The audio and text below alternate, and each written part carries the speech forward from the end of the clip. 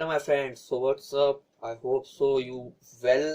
सो आज हम बात करेंगे हमारी थर्ड वीडियो, जिसके अंदर हम बात करेंगे पुरा पाषाण तथा मध्य पाषाण संस्कृति और नव पाषाण काल के बारे में इसमें बात करेंगे।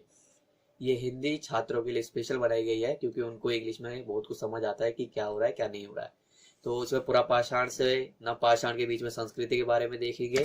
तो आज का जो हमारा काम है वो ये 2 टिक और करने हैं। तो सबसे पहले हम लास्ट ईयर क्वेश्चन पेपर फटाफट से रिवाइज कर लेते हैं किस तरीके से है। तो पुरा पाषाण से नव पाषाण तक हुई उन्नति और परिवर्तनों का उल्लेख करना है। क्वेश्चन आता है कि पुरा पाषाण से नव पाषाण में जो चेंजेस आए हैं, चेंजेस ऑफ फेजेस आए, चेंजेस ऑफ फूड आए, चेंजेस ऑफ कल्चर आए, चेंजेस ऑफ एग्रीकल्चर आए, इन सबों के बारे में लिखना आता है। अगला क्वेश्चन भी सेम है, पाषाण युग से नव पाषाण युग तक विकास का सर्वेक्षण करना है, वो ये डिफाइन नहीं करने। अगला क्वेश्चन है, नवपाषाण से आप क्या अभिप्राय है। भारत में खाद्य उत्पादन के आरंभ के विशेष संदर्भ में क्षेत्रीय विभिन्नताओं का वर्णन कीजिए। नवपाषाण के बारे में लिखना है, उसके बाद में क्षेत्रीय विभिन्नताओं के बारे में उसका वर्णन करना है। अगला क्वेश्चन है, प्रारंभिक समाज की आजीविका, बोले तो उसके डेली रूटीन में जो उसको खाने पीने के या उसको सोर्सेज मिलते थे में योगदान के रूप में जो उनके औजार थे, पाषाण कालीन औजार का वर्णन करना है। अगला क्वेश्चन है, डिस्क्राइब द शैल कला के विशेष संदर्भ में पुरा पाषाण तथा मध्य पाषाण संस्कृति की मुख्य विशेषता का वर्णन करा है। शैल कला को जो जो रॉक्स आर्ट कर रखे हैं, उनने जिस तरीके से उस पर डिजाइन बना रखा है उसके बारे में बताना है। तो उसको मैं इसमें एक्सप्लेन वर्बली करूंगा। अगला क्वेश्चन है, लोगों के जीवन में नव पाषाण काल प्रस्तर औजार तथा खाद्य उत्पादन के महत्व को रेखांकित कीजिए। इसमें औजारों के बारे में बताना है और खाद्य उत्पादन के। इन क्वेश्चन को करने का सबसे अच्छा तरीका है कि एक इंट्रो बनाइए, फिर क्वेश्चन को डिवीजन में करिए कि पहले औजार पूछा तो औजार के बारे में बताइए, फिर खाद्य उत्पादन के बारे में पूछा और खाद्य के बारे, फिर एंड में कंक्लूजन देके उसको खत्म कर दीजिए। अगला क्वेश्चन है, खाद्य उत्पादन के विशेष संदर्भ में भारत की पाषाणकालीन संस्कृति का पर एक निबंध लिखना है। पाषाणकालीन संस्कृति पे एक निबंध लिखना है। पाषाणकालीन संस्कृति में 3 है, निम्न पाषाण, उत्तर पाषाण और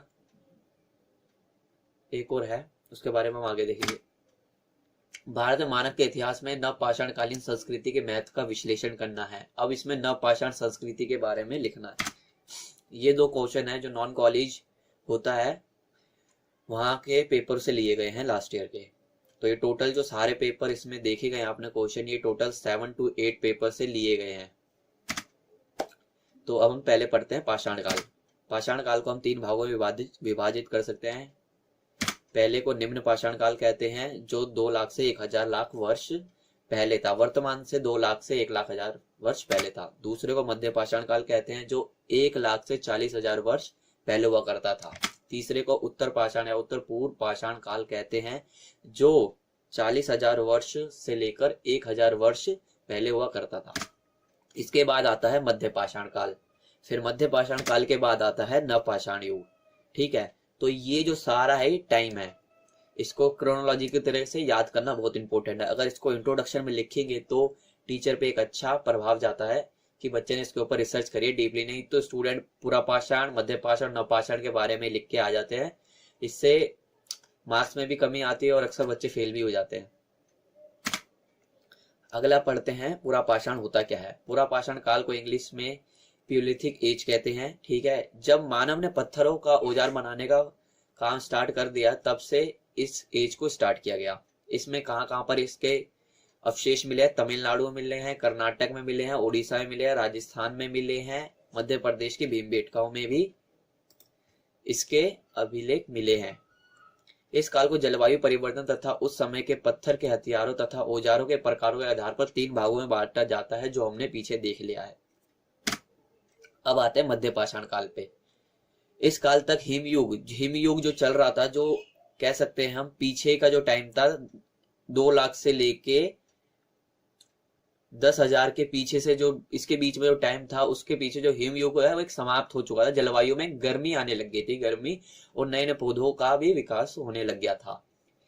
राजस्थान, दक्षिणी उत्तर प्रदेश, मध्य प्रदेश, पूर्वी भारत, दक्षिणी भारत में कृष्ण नदी के दक्षिणी क्षेत्र के अर्थात राजस्थान में मेघालय तथा वह उत्तर प्रदेश से लेकर सुदूर दक्षिण तक प्राप्त हुए।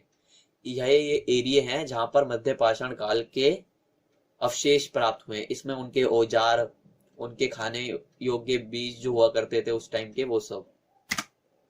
अब वहां पर हमने जो पढ़ा वो था प्लेसेस के बारे में कि कहाँ कहाँ पर क्या मिला है। अब इसमें जब हम क्वेश्चन में और ऐड करेंगे वो हम टूल्स ऐड करेंगे। पहले जब हम डिफरेंस पूछेंगे किस तरीके से हो रहा है, तो पहले हमने वहां पर वो पूछ कर दिया प्लेसेस कहाँ कहाँ पर मिले हैं। अगला हम करेंगे टूल्स। तो पहले बड़े औजार हुआ करते थे, जैसे इमेज में दिख रहे हैं कि बड़े बड़े औजारों का प्रयोग किया करता था। ये पत्थर के औजार थे, इनको बड़े रूप से मतलब छोटे बनाने की तकनीक नहीं थी, बड़े बड़े उठा के लेके जाए इस तरीके से हुआ करते थे। बड़े पाषाण उपकरणों के साथ मध्य पाषाण काल में छोटे उपकरणों का भी काम आने लग गया, जैसे ब्लेड आने लग गई, अर्धचंद्राकार आने लग गया, नवचंद्राकार आ गया, जैसे त्रिकोण आने लग गया, ट्रायंगल्स की मतलब शेप में थोड़ा एक छोटी चीजों का आवरण हो गया। इसके बाद अब हम पढ़ेंगे लाइफ, उनकी लाइफ कैसी थी। हमने टूल देख लिया, प्लेस देख लिया, टूल देख लिया, अब हम देखेंगे लाइफ। लाइफ कैसी थी। माना जाता है कि मनुष्य इस युग में सबसे अधिक दिनों तक रहा। क्योंकि इस युग में अधिक टाइम तक क्यों रहा, वो छुपा रहा जंगली जानवरों से। कारण ये था कि वो गुफा में रहता था, अधिक सर्दी पड़ी रहती, उसने खुद को बचा के रखा। इस युग में मनुष्य खेती नहीं करता था, बल्कि पत्थरों का प्रयोग करके शिकार करता था। जाहिर सी बात है, वो हमने बात कर ली। इस युग में लोग गुफा में रहते थे, बात हो चुकी है। इस युग में सबसे महत्वपूर्ण काम जो मनुष्य ने सीखा वह था आग जलाना। आग का उपयोग विभिन्न कार्यों के लिए होता था। कुरनाल की गुफाओं में, साउथ में जगह है, उनकी गुफाओं में इस युग की राख के अवशेष प्राप्त हुए हैं।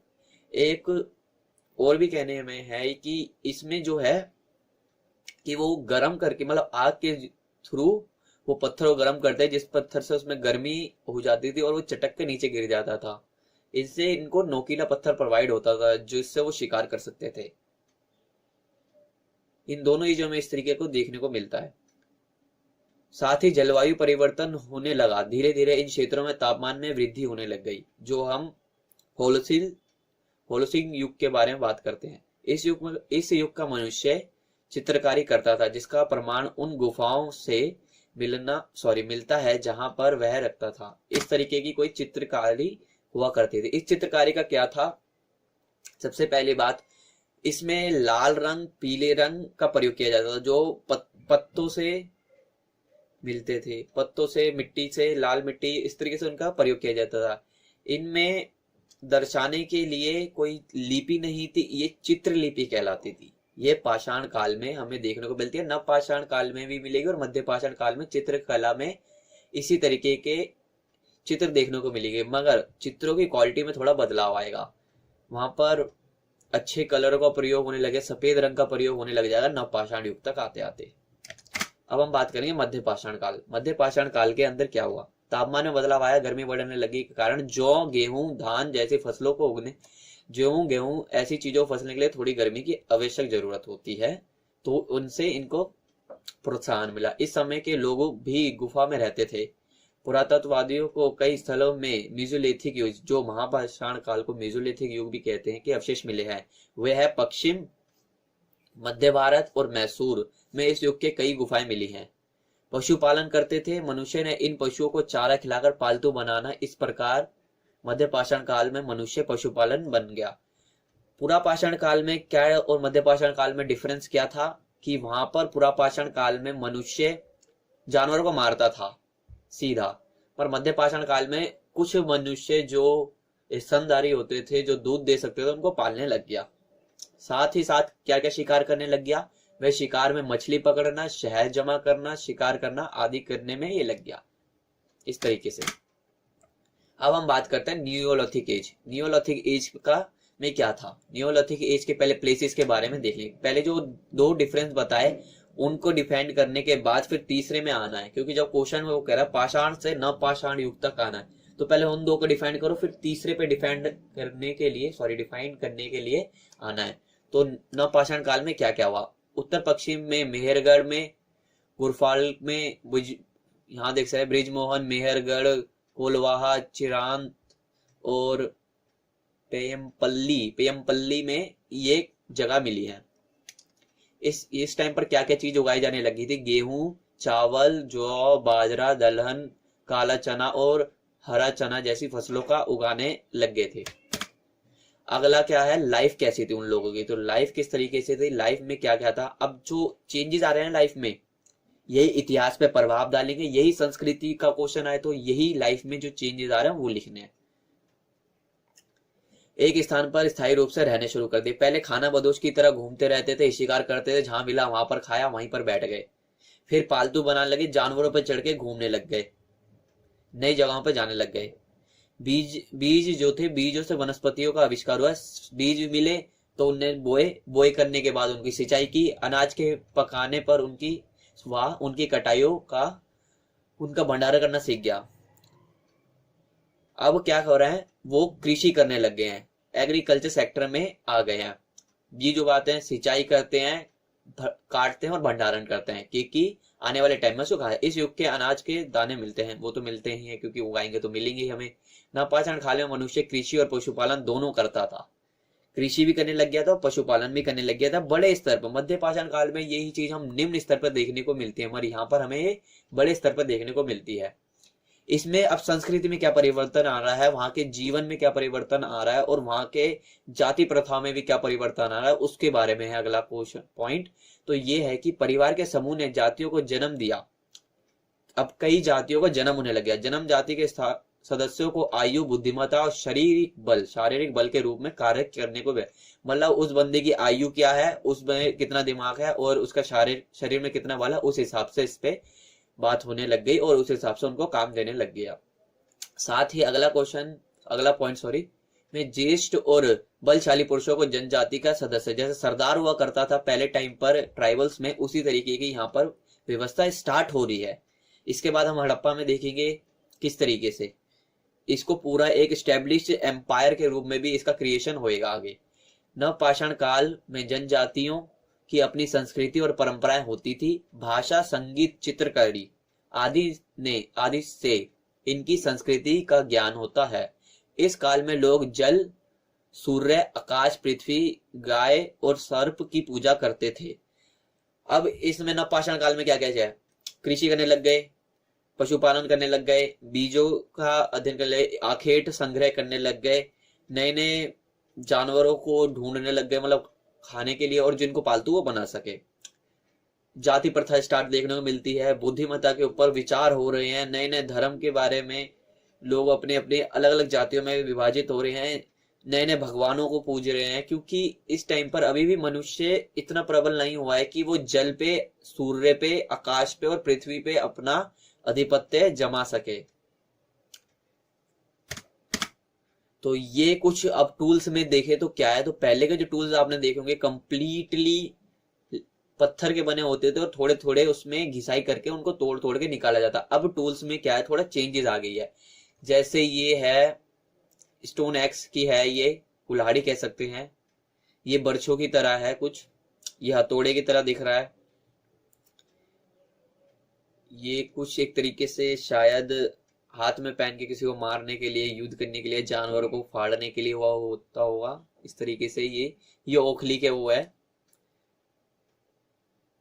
तो इस तरीके से ये सारे चेंजेस आए। तो if you like to videos, thank you to watching for whole video. तो like, share and subscribe. Bye, take care.